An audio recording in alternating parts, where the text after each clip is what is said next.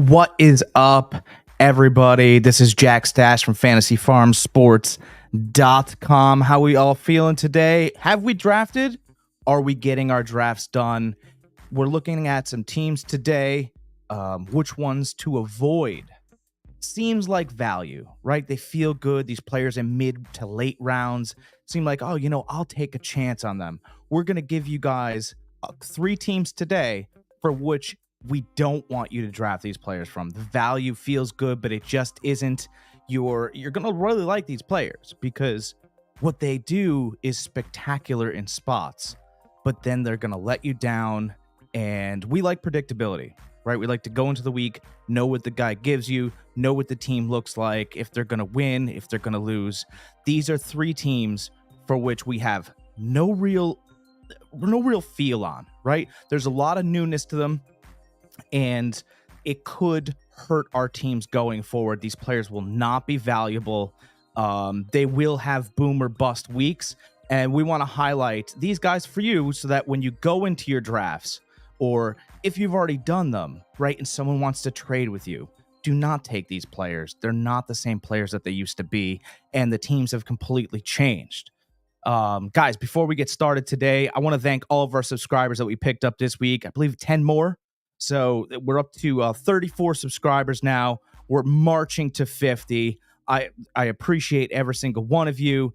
And, get in the comments. If you don't like something we say or you disagree with something, put something in there. I'll comment on it. I want to make this a fun and friendly fantasy forum, right? A lot of F's there, but that's how we want this to feel, right? It's a community that we're building, and I'm just kind of leading the ship. I'm trying to make sure that we all win our championship this year with all of my ideas and my homework and my study in fantasy sports.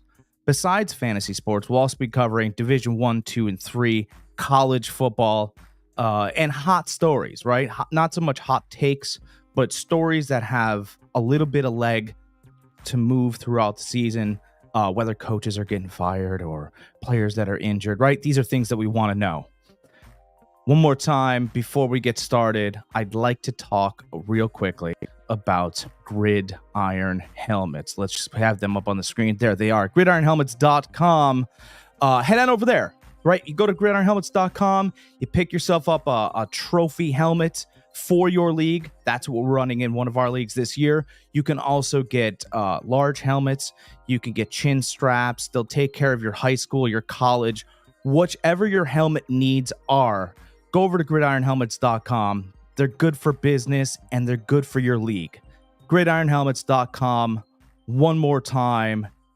Go over there, guys, for all of your helmet needs. All right. 3 teams to avoid in fantasy football.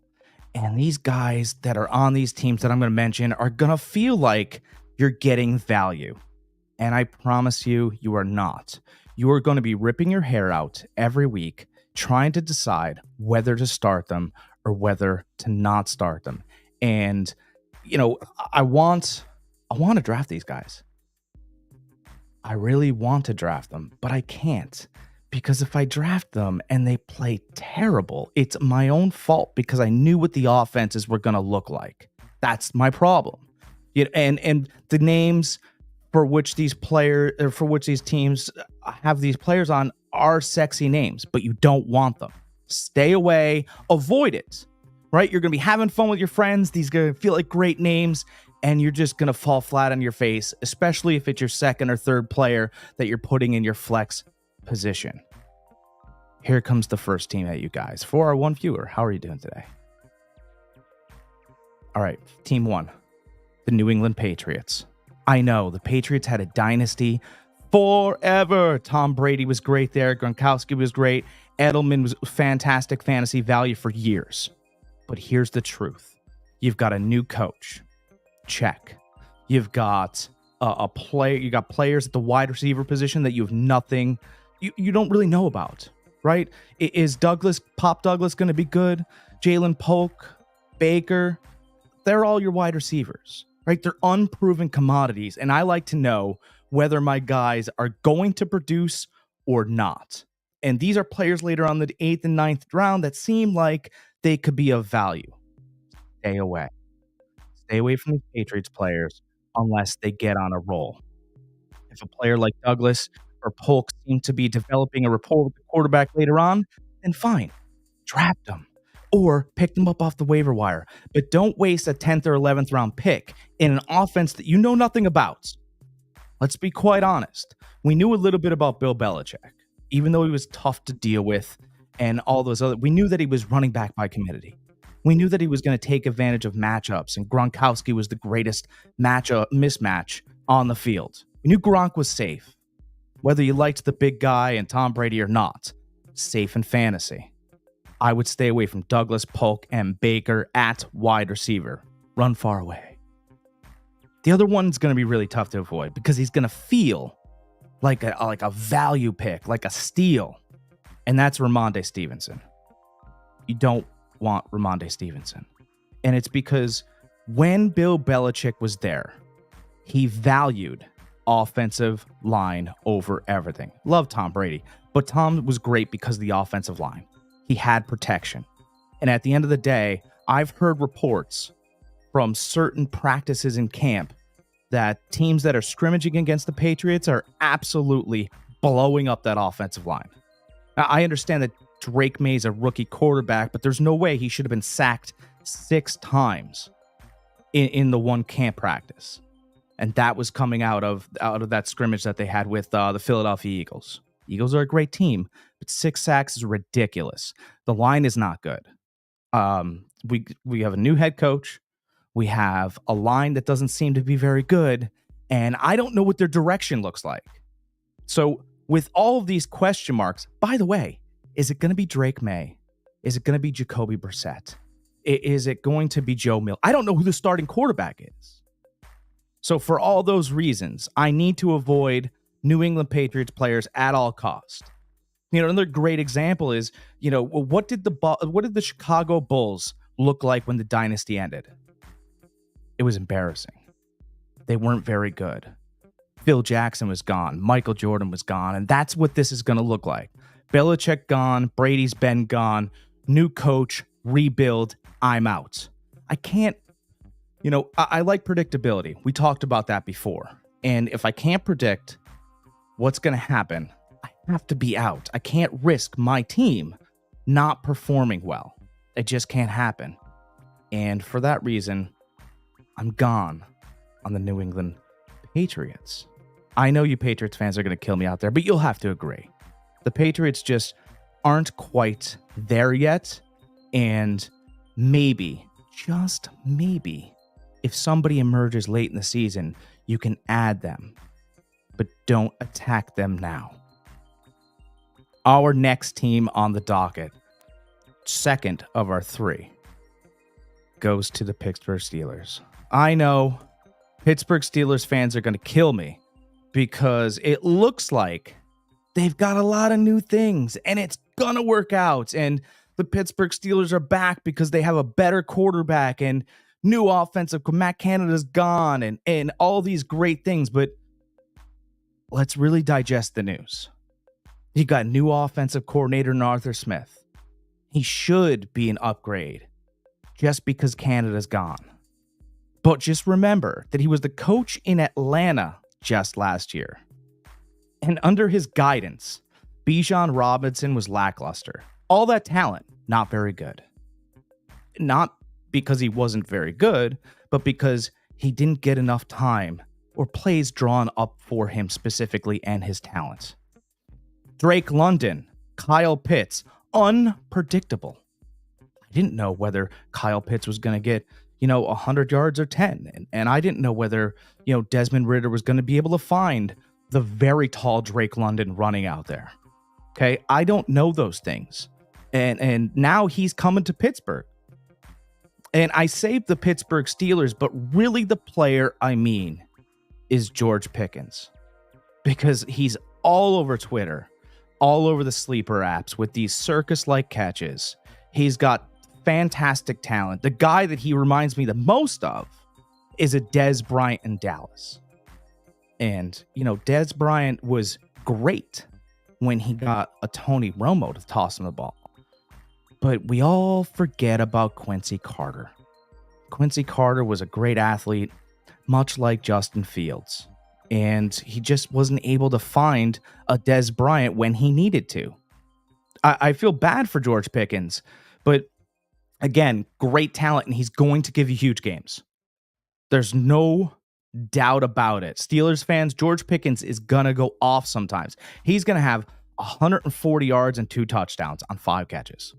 And he's going to look like the greatest talent in the NFL.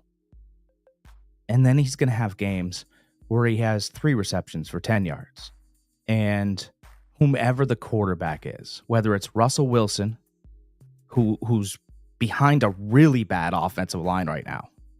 Listen, Russell Wilson could be knocked for lots of things, but when you don't have any time to throw the ball, you're going to have problems all year long. I don't know if he finishes the year. And if Justin Fields comes in, I got news for people. Justin Fields is a great athlete, but a lot of times he aims the ball. And it's not on every play, and it's on plays where he doesn't trust himself. He literally won't just let it rip. You know, that's a great term in sports. Let it go. Let the thing fly. But when you're in your head and you're thinking all the time and you're trying to make adjustments and a perfect pass, he ends up aiming the ball. And I just don't think that works out for a wide receiver with all this talent. By the way, little bit of a head case. George Pickens is a head case. And I'm going to tell you right now, he's going to get frustrated real quick with what's going on in Pittsburgh. And I think he shuts it down. I think there's going to be times we've seen in the past with Kenny Pickett where he just absolutely shuts it down. And I'm going to have to avoid George Pickens because I love him. I'm one of those guys that I watch the highlight reels and I will go, wow, that's guy is I can't wait to draft him in the 4th round. And then I get burned.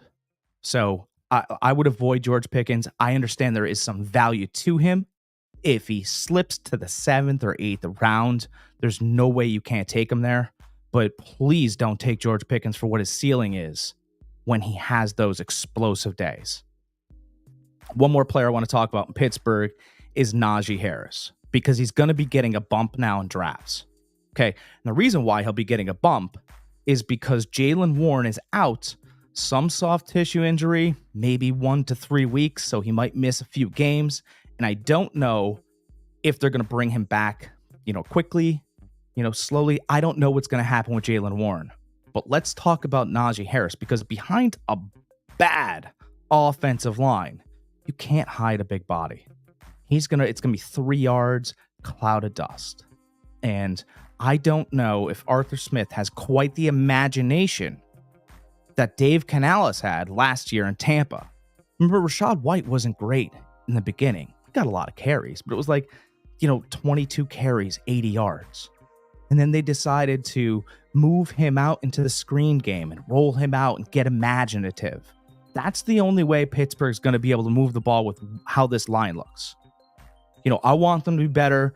Pittsburgh Steelers fans want them better. They're really excited for the season. And let's be honest, Tomlin will find ways to win. Steeler Nation doesn't have to be worried. This is strictly talking about fantasy football prospects within their system. And I just can't put my money on a Steelers offense and Arthur Smith. That last season, we didn't really know what he wanted to do because, he wanted to bring Bijan Robinson along slowly in Atlanta. And yet he wanted to help Drake. He was doing all these things. And he might be doing all the same things in Pittsburgh, trying to find ways to protect Russell. Is Justin Fields going to be the Cordell Stewart in that offense? Things like those are things that you need to think about while you're drafting guys. I understand there's algorithms out there to help you crunch the numbers for each league. And they'll tell you who to draft and where to draft them, and they'll give you all fancy options, and you'll get a grade, and you'll feel good when you go to these algorithm centers for fantasy football advice. But no one's going to give you advice on players from rounds 5 to 10. And these are the guys that win your league. Remember, Nico Collins just last year was drafted on average in the 10th round, finished like wide receiver 7. How about Puka Nacua? All these algorithms told you that, oh, rookie wide receiver in the Rams offense, Matt Stafford seems to be getting worse and all these other things. Puka Nacua was fantastic last year. Broke every rookie metric. Every number that you could have crunched, put into an algorithm and have spit out at you was wrong. So what I would do is, and what I do for you guys, is I go out there and I watch video. I watch plenty of tape. I look at the coaches' movements. I look at players' touches, ages, if we've added or subtracted. That's what we do for you at Fantasy Farm Sports. And then we kind of jumble that all together, and I give you the information. Because at the end of the day, it's not for an algorithm to decide. It's for you to decide. That's who wins leagues. You do it. I just give you advice, and we go from there. I believe that Pickens is a great talent. One more time on him, because I know that he's going in the 3rd, 4th round in drafts. And there's loads of Steelers fans out there. And you know what? Who knows? My heart might get the best of me when I draft. I might take George Pickens. But it's okay to take George Pickens if you took somebody like Tyreek Hill. Or, God, if the holdout ends, CeeDee Lamb. Or let's say you took Justin Jefferson early. If you took Justin Jefferson early, then you got to go running back. And then you can get Pickens in the 4th, and you feel really good. And you feel good because Justin Jefferson will be your base. He'll always get you a certain amount of points. And then because he will, when George Pickens explodes, that's when your team wins. I just hope there's more explosions than there are busts for the season for you guys. All right. Last and final team. Stay away from. Avoid this team at all costs. And you'll be okay. And that's the Denver Broncos. I know. I understand that the Broncos have gotten rid of Russell Wilson, whom we just talked about. And he was their biggest problem. And thank God he's out of Denver. And we could finally move on with Sean Payton and finally, start to move up the ranks in that division. But let's think about Sean Payton, right? Because Sean Payton is very unpredictable with players that he falls in and out of love with. He loved Drew Brees. That was easy. He picked different wide receivers in that Saints system when he ran it. He fell in love with Alvin Kamara, and that love lasted for a long time. But those are 2 guys, and he coached there for many seasons. So, we need to figure out which guys that he wants to go with. And it's very tough because right now he's throwing darts at boards and hopefully one sticks. That's where Sean Payton is right now. I think that if you're going to draft a wide receiver out of that system, the only one that can survive what Sean Payton does and changes and all these other things is probably Courtland Sutton. But please understand he's getting a rookie quarterback in Bo Nix. And I know Bo Nix isn't really a rookie. He played college football for 35 years. He's 75 years old and he looks great for 75 years old. But at the end of the day, Bo Nix is still a rookie in the NFL. He'll read defenses maybe a little bit better. Hopefully a little bit better for our Courtland Sutton fans. But I'm not exactly sure what he'll provide week in and week out. We like predictability. I want to walk in, look at my lineup, go, I won the week because these guys are going to hit the benchmarks for which the points are given already. It's very important. And one more thing about the Denver Broncos. Is it going to be Javonte Williams or is it going to be Jaleel McLaughlin? I don't know. Do you? Because some people are hoping that Javonte Williams gets back to where his rookie season was. Then we saw last year that, Peyton started like in the way McLaughlin was running. Is it going to be a 60-40, 50-50? What is it? McLaughlin's going later in rounds. probably 10th, 11th round. Javonte Williams is probably going in the 8th round.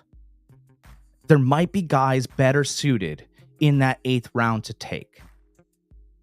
And we're going to help you with that 7 to 10 to 11th round players in future videos. Before we get to all of our drafts, we're going to run a marathon tomorrow.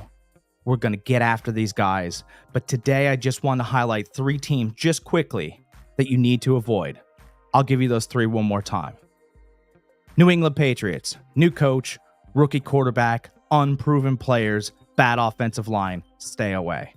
Pittsburgh Steelers, feel great, lots of talent. I don't know if the line's good enough, and Arthur Smith doesn't know who to pick all the time. And lastly, we'll go with the Denver Broncos. Same problems as the prior 2, and the coach doesn't know who to fall in love with. Guys, I'm Jack, Stache, Fantasy Farm Sports. Subscribe, like our page. We'll see you with new videos.